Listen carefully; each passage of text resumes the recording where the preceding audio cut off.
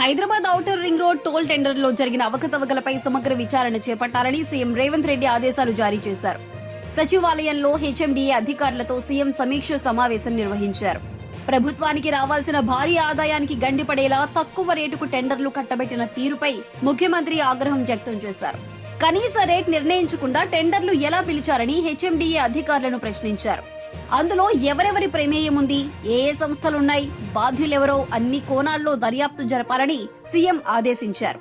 ఈ టెండర్లలో జరిగిన అవకతవకలు, అనుసరించిన విధానాలు, ఫైళ్లు కదిలిన తీరుపై పూర్తి వివరాలను సమర్పించాలని హెచ్ఎండిఏ జాయింట్ కమిషనర్ ఆమ్రపాలికి బాధ్యతలు అప్పగించారు. ఈ వ్యవహారానికి సంబంధించిన ఫైళ్లు ఏవైనా మిస్ అయినట్లు గుర్తిస్తే వెంటనే సంబంధిత అధికారులు, బాధ్యులైన ఉద్యోగులపై వ్యక్తిగతంగా కేసులు నమోదు చేయాలని ఆదేశించారు. హెచ్ఎండిఏ నుంచి పూర్తి నివేదిక అందిన తరువాత కేబినెట్ లో చర్చించి ఈ టెండర్ల వ్యవహారాన్ని సిబిఐ లేదా అదే స్థాయి మరో దర్యాప్తు సంస్థకు అప్పగిస్తామని సీఎం చెప్పారు.